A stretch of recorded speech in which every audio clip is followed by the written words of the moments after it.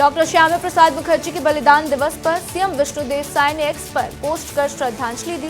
CM ने post में लिखा कि प्रखर राष्ट्रवादी जनसंघ के संस्थापक श्रद्धेय डॉक्टर श्यामा प्रसाद मुखर्जी जी के बलिदान दिवस पर उनके तैल चित्र पर पुष्प अर्पित कर अपनी विनम्र श्रद्धांजलि देता हूँ।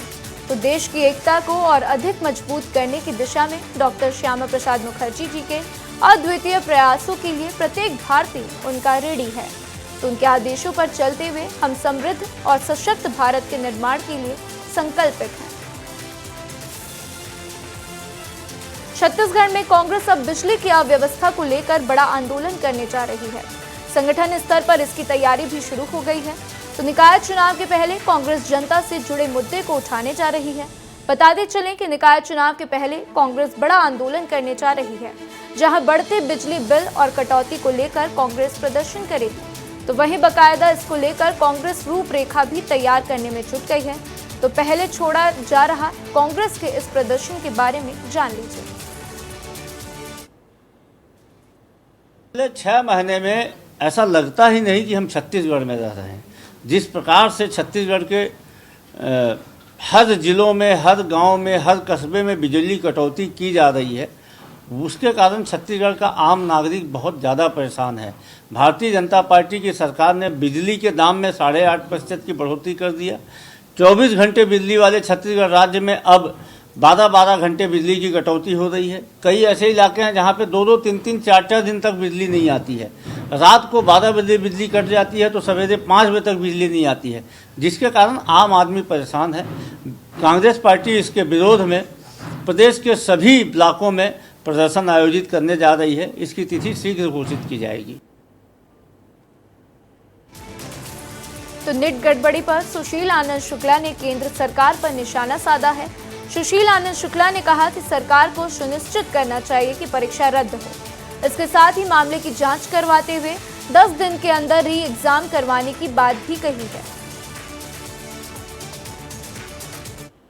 अलग अलग राज्यों में जिस प्रकार से नीट परीक्षा के पर्चे लीक होने की जानकारी आ रही है, FIR दर्ज हो रहे हैं, उसके बाद यह सुनिश्चित किया जाना चाहिए कि नीट परीक्षा रद्द करके फिर से परीक्षा कराई जानी चाहिए। परीक्षा की विश्वसनीयता पे सवाल खड़ा हुआ है। सरकार ने जिस प्रकार से कार्रवाइयाँ की है, उससे भी लग रहा है कि इस परीक्षा में बड़े पैमाने पे गड़बड़ी की गई थी। सिर्फ परीक्षा के नियंत्रक DG को हटा दिया गया है, उससे बच्चों का भला नहीं होने वाला है। इसके एग्ज़ाम को कैंसिल करके फिर से 1 हफ्ते, 10 दिन, 15 दिन के अंदर सरकार को एग्ज़ाम करवाना चाहिए। तो 27 जून के बाद कांग्रेस की मोइली कमेटी छत्तीसगढ़ आएगी। बताते चलें कि पूर्व केंद्रीय मंत्री वीरप्पा मोइली की अगुवाई में इस समिति का गठन किया गया है, जहां प्रदेश में खराब प्रदर्शन पर जमीनी तथ्य जुटाते हुए चर्चा होनी है। तो स्वास्थ्य कर्मी प्रदेश भर में प्रदर्शन कर रहे हैं। पेंड्रा में भी प्रदर्शन देखने को मिल रहा है। क्या रहा, कैसा है मामला, सब कुछ देखिए इस खास रिपोर्ट में। प्रदर्शन कार्य आधारित तारीख नहीं चलेगी, अभी तो ये लड़ाई है।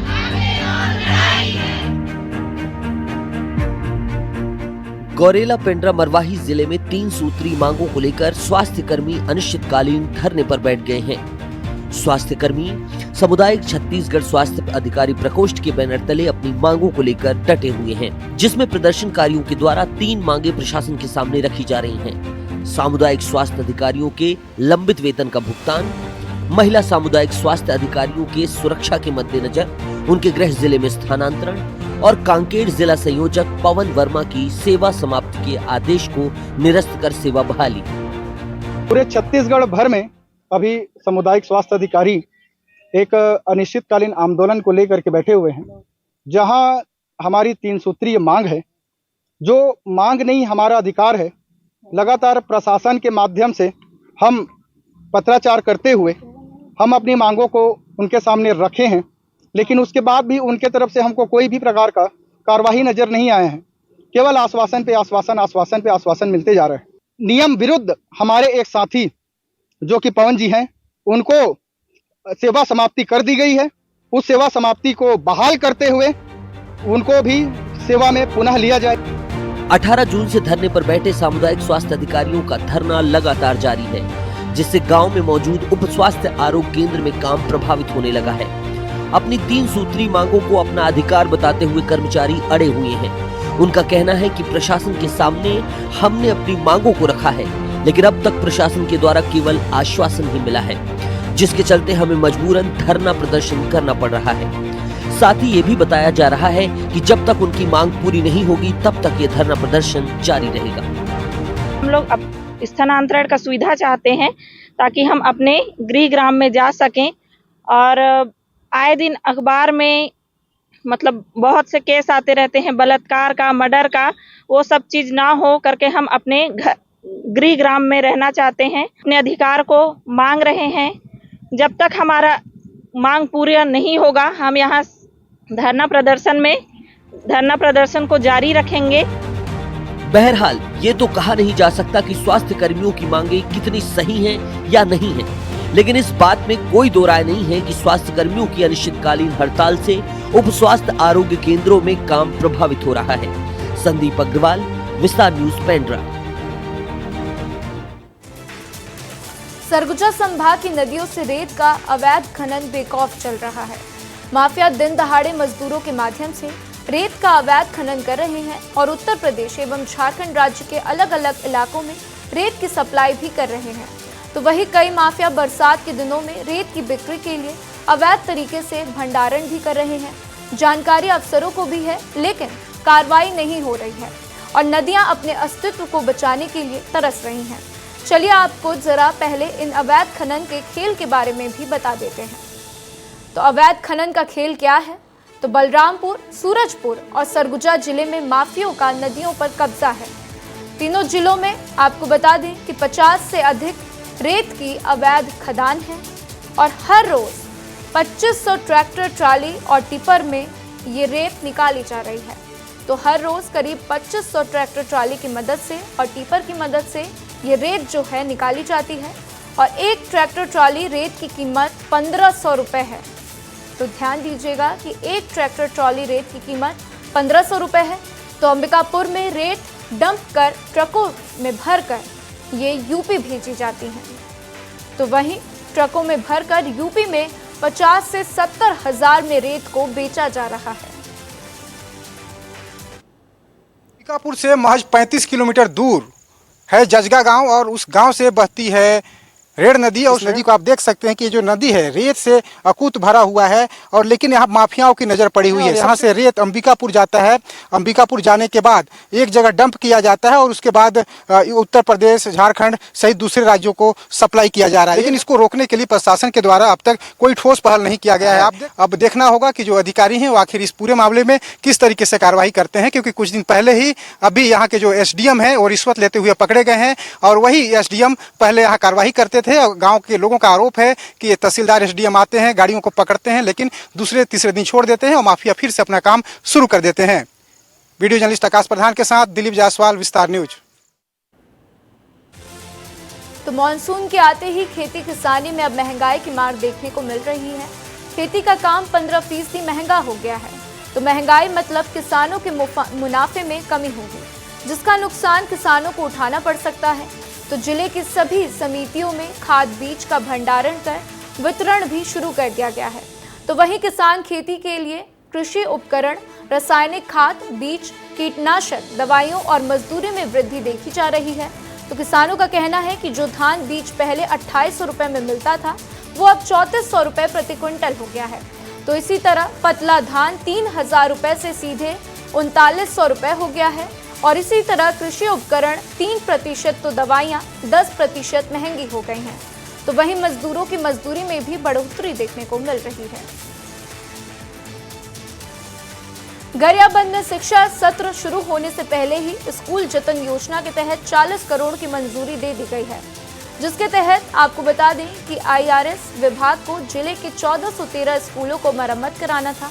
बीते सत्र काम भी शुरू हुआ, लेकिन मरम्मत का काम पूरा नहीं हुआ। तो वहीं आपको बता दें चिन्हांकन 1413 में से विभाग ने 872 ऐसे चिन्हित किए हुए जगह हैं जहां पर ये काम पूरा नहीं हुआ है। तो शुरू कराए गए इन कामों में नए सत्र चालू होने से पहले केवल 537 भवनों के काम को पूरा करा पाई है। गरियाबंद जिले के अंतर्गत जो मुख्यमंत्री स्कूल जतन योजना के अंतर्गत कार्य स्वीकृत हुए थे, उसमें विभिन्न श्रेणियों के कार्य थे। कुछ रिपेयरिंग कार्य थे, कोई टॉयलेट रिपेयरिंग थी, फर्श रिपेयरिंग थी, कुछ अतिरिक्त कक्ष का निर्माण था। इस प्रकार से कुल 1325 काम स्वीकृत हुए थे। इन 1325 कामों में से लगभग 537 काम पूर्ण हो चुके हैं और 171 काम किसी कारणवश जो दूरस्थ अंचल के थे वो स्टार्ट नहीं हो पाए। छत्तीसगढ़ राशन कार्ड धारियों के लिए बड़ी खबर आई है, जहां 30 जून तक राशन कार्ड का नवीनीकरण कराना अनिवार्य बताया जा रहा है। बताते चलें कि अब तकरीबन 70 लाख राशन कार्ड धारियों ने नवीनीकरण करवाया है, तो बाकी के बचे राशन कार्ड धारियों को 30 जून तक नवीनीकरण कराना होगा और नवीनीकरण करवाने वालों में बीजापुर जिला पहले स्थान पर है। तो वहीं अब चले ग्राफिक्स के माध्यम से आपको समझाते हैं कि राशन कार्ड धारियों के लिए जरूरी खबर क्या है। तो आपको बता दें कि राज्य में करीब 77 लाख राशन कार्ड धारी हैं और करीब 70 लाख राशन कार्ड धारियों ने नवीनीकरण करवाया है। तो बचे हुए राशन कार्ड धारियों को 30 जून तक अपना नवीनीकरण कराना होगा। तो वहीं नवीनीकरण करवाने वालों में बीजापुर जिला पहले स्थान पर है।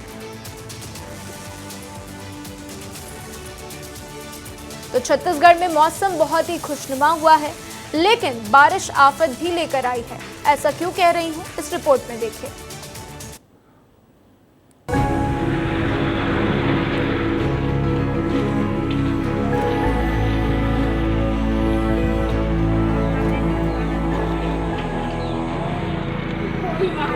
कोरिया जिले के ग्रामीण क्षेत्रों में प्राकृतिक आपदा ने आम जनजीवन त्रस्त कर दिया है। तेज आंधी तूफान के साथ बारिश ने जमकर कहर बरपाया है।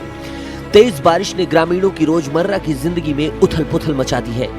बारिश का कहर ऐसा था कि ग्राम वासियों के छतों की घर दीवार समेत घरेलू सामान को जमकर नुकसान पहुंचा है। इस भयंकर आपदा से पेड़ और पौधे धराशायी हो गए।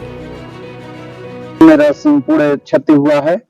पूरा सीट 14-15 ठो सीट एक रूम का निकल गया है और एक रूम का 8 ठो। धान चावल धान गेहूं आटा पोसान पूरा गया है। बारिश इतनी तेज थी कि लोग जान बचाने के लिए खाट के नीचे छुप गए। लोगों के मुताबिक इस आपदा में किसी को चोट नहीं आई, लेकिन घर का काफी सामान टूटकर बिखर गया है। ज्यादा नुकसान हुआ है, खाट के नीचे दब गए तब बाँचे हैं। विक्रम कुशवाहा नाम के स्थानीय बताते हैं कि उनके घर में शादी की तैयारियां चल रही थी, जो बारिश के कारण प्रभावित हो गईं। वहीं भारी बारिश के दौरान ट्रांसफार्मर से करंट की समस्या का डर भी बना रहता है। इसकी जानकारी प्रशासन को दे दी गई है, लेकिन मामले पर कोई कार्रवाई नहीं हुई है। शादी का वो चीज था सर, लिखवा पतवा रहा था, पूरा इतना तूफान आ गया कि पूरा कूलर पंखा सब खत्म हो गया। कुछ भाई सहयोग राशि मिल जाता तो इसे अपने घर छा लेते। आपको बता दें कि गांव में आए भारी आंधी तूफान से लगभग 40 से ज्यादा घरों को नुकसान हुआ है, जिसमें कई लोगों के घर तक पानी भर गया था। ग्राम पंचायत सोरगा के सरपंच ने आपदा को लेकर शासन द्वारा मुआवजा राशि दिलवाने का आश्वासन दिया है। आंधी तूफान आने के कारण बहुत जनों का घर नाश हुआ है। सीट उड़ गया है, फट गया है, टूट गया, फेंका गया है और किसी किसी के घर में पानी भी भर गया है। बैल बांधते हैं, वहाँ भी पानी भर गया है। और बैल लोग को परेशानी हुआ।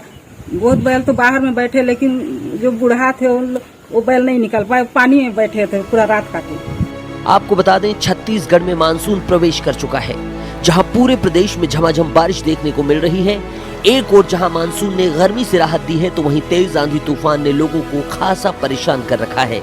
ऐसे में देखने वाली बात यह हो जाती है कि प्रशासन द्वारा तेज आंधी तूफान को लेकर क्या गाइडलाइंस जारी की जाती हैं और आपदा से हुई कोई जानमाल की भरपाई करने के लिए भी क्या कदम उठाए जाते हैं। ब्यूरो रिपोर्ट, विस्तार न्यूज। तो सिवनी मामले को लेकर सीएम डॉक्टर मोहन यादव सख्त नजर आ रहे हैं। जहां लॉ एंड ऑर्डर को लेकर सीएम बेहद गंभीर हैं। सीएम ने साफ तौर पर कह दिया है कि जांच के लिए एडीजी स्तर के अफसर का दल भेज दिया गया है और दल की रिपोर्ट पर कठोर कार्रवाई भी होगी। देखिए, मध्य प्रदेश की सरकार लॉ एंड ऑर्डर को लेकर के बहुत गंभीर है और ये हमारे अपने सभी जिलों को स्पष्ट निर्देश दिए गए हैं। हमारे अपने जैसे गोवध अधिनियम हमारे यहाँ लागू है और इस अधिनियम के अंतर्गत जो भी अपराध करेगा उस पर कठोर कार्रवाई होना चाहिए। एक सिवनी में थोड़ी इसकी चूंकि बॉर्डर का इलाका है, स्वाभाविक रूप से इसमें कुछ बड़ी घटना घटी थी। हमने अपना एक एडीजी लेवल का दल भेजा है और उनकी रिकमेंड के आधार पर कठोर कार्रवाई की गई। डॉक्टर श्यामा प्रसाद मुखर्जी के बलिदान दिवस के अवसर पर केंद्रीय कृषि मंत्री शिवराज सिंह चौहान ने रांची में पौधारोपण किया। इस दौरान उन्होंने कहा कि पीएम मोदी के आह्वान पर आज से एक अद्भुत अभियान शुरू हो रहा है। बीजेपी के कार्यकर्ता और जनता भी इस अभियान से जुड़ रहे हैं। तो एक पेड़ मां के नाम, ये सभी धरती आने वाली पीढ़ियों के लिए सुरक्षित रहे और इसीलिए पर्यावरण बचाने में सबसे महत्वपूर्ण काम वृक्षारोपण है। मैं डॉक्टर श्यामा प्रसाद मुखर्जी उनके चरणों में प्रणाम करता हूं। प्रधानमंत्री जी के आह्वान पर भारतीय जनता पार्टी के कार्यकर्ता और जनता भी इस अभियान से जुड़ रही है। एक पेड़ मां के नाम, ये धरती आने वाली पीढ़ियों के लिए सुरक्षित रहे, इसलिए पर्यावरण बचाने में सबसे महत्वपूर्ण काम है तो वृक्षारोपण। तो पहली शिफ्ट में एमपीपीएससी प्रीलिम्स के पेपर में शामिल होकर निकले उम्मीदवारों से विस्तार न्यूज ने बातचीत की है। सुनिए पेपर को लेकर क्या कुछ कहना है उम्मीदवारों का। एमपीपीएससी प्री का पेपर हो चुका है। एग्जाम देकर जो छात्र निकल रहे हैं उनसे बातचीत कर लेते हैं। क्या नाम है आपका? पुलकित। पुलकित जी, कैसा एग्जाम रहा आपका? पेपर थोड़ा ठीक सा, मतलब टफ था, आया था पेपर। कैसे कैसे सवाल थे, क्यों टफ? क्वेश्चन एमपी से रिलेटेड थे ज़्यादा, जो एमपी के जो ट्राइब्स हैं उनसे क्वेश्चन ज़्यादा रिलेटेड थे। कुछ क्वेश्चन हिस्ट्री के थे, पॉलिटी के थे। अच्छा, पेपर लीक होने का भी मामला उठ रहा था। जो पेपर लीक वायरल हो रहा था उससे मिलते जुलते कुछ क्वेश्चन आए? नहीं, ऐसा मुझे कुछ जानकारी नहीं है, मैंने उस बारे में कुछ देखा नहीं है, तो मुझे उसके बारे में कुछ पता नहीं है। परीक्षा होने से पहले कल तक कुछ टेलीग्राम से पेपर वायरल हो रहे थे, उनसे मिलते जुलते कुछ क्वेश्चंस थे, क्या आपने देखा था वायरल पेपर? मैंने तो सुना ही नहीं, तो मैंने इस बारे में नहीं सुना। क्वेश्चन के हिसाब से समय जो दिया गया था सही? हाँ, टाइम तो ठीक था, टाइम तो मोर देन सफिशिएंट था। ऑफलाइन मोड में था, सही समय में पेपर स्टार्ट हुआ, आपको एमआर सीट वगैरह सब सही समय? सब सही था। इस बार आयोग ने स्टैंडर्ड जो क्वेश्चन है उनका बहुत अच्छे रेज किया है। मध्य प्रदेश का जो सामान्य ज्ञान है, जो लोकल इन्फॉर्मेशन है, जैसे कि हम संस्थान के बारे में कह सकते हैं, यहाँ के जनजातियों के बारे में कह सकते हैं, यहाँ के लोक कथाएं, लोक नृत्य के बारे में कह सकते हैं, इस पर ज़्यादा जोर दिया है। जी बिल्कुल, यहाँ पे सुविधाओं में असुविधा किसी प्रकार की नहीं हुई। बाकायदा समय से हमको एंट्री दे दी गई थी, OMR शीट टाइम पे दे दी गई थी, बाकायदा क्वेश्चन पेपर टाइम पे डिस्ट्रीब्यूट हुआ था। किसी भी प्रकार की असुविधा मुझे अनुभव नहीं हुई। चलिए, तो ये छात्र हैं जो पेपर देकर निकल रहे हैं, उनका कहना है कि इस बार का जो पेपर था उसमें प्रश्न जो हैं एमपीपीएससी के जैसे आते हैं वैसे ही रहे। मध्य प्रदेश के सामान्य ज्ञान में ज़्यादा ध्यान दिया गया और अंदर की बात किया तो क्लासरूम में किसी प्रकार की असुविधाएं इस बार छात्रों को नहीं देखी गई। कैमरा पर्सन वीरेंद्र नागर के साथ सूरज तिवारी, विस्तार न्यूज। जिला मुख्यालय पन्ना में आज राष्ट्रीय पोलियो उन्मूलन कार्यक्रम का शुभारंभ हुआ। इस अवसर पर पन्ना विधायक Bijendra Pratap Singh, collector Suresh Kumar, CMHO doctor VS Upadhyay सहित कई अधिकारी, जनप्रतिनिधि और स्वयंसेवी संस्थाओं के प्रतिनिधि उपस्थित रहे। तो आपको बता दें कि 24 और 25 जून को घर घर पहुंचकर बच्चों को पोलियो की दवा पिलाई जाएगी। तो CMHO डॉक्टर VS उपाध्याय ने बताया कि राष्ट्रीय पोलियो उन्मूलन कार्यक्रम को सफल बनाने के लिए जिले के 85% से अधिक बच्चों को दवा पिलाने का लक्ष्य भी रखा गया है। तो इसके लिए जिले भर में 1345 पोलियो बूथ बनाए गए हैं, जिनमें 1,88,000 बच्चों को पोलियो की दवा भी पिलाई जाएगी। आज पल्स पोलियो के संबंध में जो है हमारे यहाँ जो है NID आयोजित किया गया। विधायक भी शामिल हुए थे, कलेक्टर सर भी शामिल हुए थे। कुल हमारे जिले में 1345 बूथ बनाए गए हैं, जिसमें 1,88,000 बच्चों को दवा पिलाई जाएगी, 0 से 5 साल तक के बच्चों को। इसमें सभी लोगों का सहयोग किया जाएगा, आशाओं का सहयोग रहेगा, आंगनबाड़ी कार्यकर्ता का सहयोग रहेगा। इसको मोबिलाइज करेंगे बूथ पे। हम लोग चाहते हैं कि बूथ पे 85% बच्चे दवा पी लें। 5 साल तक के बच्चों के लिए पल्स पोलियो के ड्रॉप उनको पिलाए गए हैं। और इसमें चाह भी ये रहे हैं कि हमारे देश से पोलियो जैसी चीज़ें जो हमारी बचपन से बच्चों को होती हैं वो ख़त्म हो जाएं। उसको ख़त्म करने के लिए अभियान निरंतर हमारे देश प्रदेश में चलता रहता है। तो वहीं केंद्रीय राज्य मंत्री और विधायक ने 5 वर्ष तक के बच्चों को पोलियो की दवाई पिलाकर पोलियो अभियान की शुरुआत की है। बताते चलें कि 24 और 25 जून को स्वास्थ्य टीम द्वारा छूटे हुए बच्चों को घर घर जाकर पोलियो ड्रॉप पिलाया जाएगा। ये पल्स पोलियो है जिसमें पोलियो की दवाई पिलाई जा रही है। हम लोगों का टारगेट है 28,900 का टारगेट दिया गया है और आज विधायक महोदय व सावित्री मैडम के द्वारा इस बूथ का उद्घाटन किया गया और बच्चों को दवाई पिलाई। लो फ्लोर बस की हड़ताल खत्म हो चुकी है। आज से 6 रूट पर बसों का परिचालन शुरू हो चुका है। बताते चलें कि 14 जून को TRS 1 और SR 8, 208, 115, 116, 113 पर बसों का संचालन नहीं हो रहा था, जिसके बाद से आयुक्त नगर निगम के आश्वासन पर ड्राइवरों ने हड़ताल खत्म किया। बताते चलें कि 149 बसों में ड्राइवर के कंडक्टर की कुल संख्या लगभग 400 के करीब है। लो फ्लोर बसों के ड्राइवर कंडक्टर ने अपनी हड़ताल वापस कर ली है और एक बार फिर से ये जो बसें हैं सड़क में दौड़ने लगी हैं। आपको बता दें, बस नंबर 113 हो, चाहे बस नंबर 208 हो, चाहे 115 हो, 116, ऐसा करके 6 रूट की जो बसें थीं वो लगातार उनके पहिए जो हैं ठप पड़ गए थे। आप तस्वीरें देख सकते हैं, 113 बस नंबर है। इनकी जो हड़ताल है, बस ड्राइवर और कंडक्टर जो हड़ताल कर रहे थे उनकी मांगें मान ली गई हैं और ये हड़ताल खत्म कर दी गई। इनका संचालन अब देखिए, तस्वीरें देखिए कि रोड में फिर से ये बस दौड़ने लगी है। बस के अंदर भी मैं चलूँगा और ड्राइवर कंडक्टर जो उनसे बात करूँगा। आप लोग हड़ताल कर रहे थे, मांगें मान ली गई आप लोगों की? हाँ, 6 महीने का PF डाला है उनने अभी और हमको आश्वासन दिया है कि 30 तारीख तक आपको 6 महीने की किस्त और डाल दी जाएगी। करूंगा। बस ड्राइवर कंडक्टर दोनों लोग हड़ताल कर रहे थे। हड़ताल आप लोगों ने खत्म कर दी है, रूट में बसें दौड़ने लगी। हमारा 6 माह का जमा हुआ है। अभी आश्वासन दिया है हमें कि 30 तारीख को और जमा हो जाएगा। उसके बाद यदि नहीं होता तो फिर आगे की कार्रवाई फिर हड़ताल की होगी। बस ड्राइवर और कंडक्टरों का कहना है कि 6 महीने के PF का जो पैसा है वो डाला गया है। 2 साल के PF का पैसा इनका बकाया है। आगे आने वाले समय में अगर समय पर ये PF का पैसा ऑपरेटर के द्वारा नहीं डाला जाता तो ये फिर हड़ताल करने के लिए कह रहे हैं। कैमरा पर्सन वीरेंद्र नागर के साथ सूरज तिवारी, विस्तार न्यूज। 24 जून को रानी दुर्गावती के बलिदान दिवस के मौके पर जबलपुर में राज्य स्तरीय कार्यक्रम का आयोजन किया जा रहा है, जिसमें मुख्यमंत्री डॉक्टर मोहन यादव शिरकत करेंगे। रानी दुर्गावती के जन्म शताब्दी समारोह के मौके पर आयोजित होने वाले इस कार्यक्रम में डॉक्टर मोहन यादव महाकौशल को कई बड़ी सौगात भी दे सकते हैं।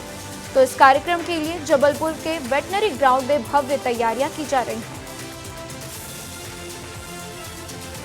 अवैध रेत खनन पर प्रशासन का डंडा चला है, जहां माफियाओं पर रोकथाम लगाने के लिए अवैध भंडारित खनिज रेत को जब्त किया गया।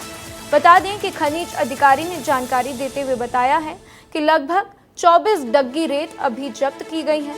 जब आसपास लोगों से पूछताछ करने पर पता चला कि बाहरी लोगों के द्वारा बिजौरी में सोन नदी से रेत का अवैध कारोबार भी किया जाता है।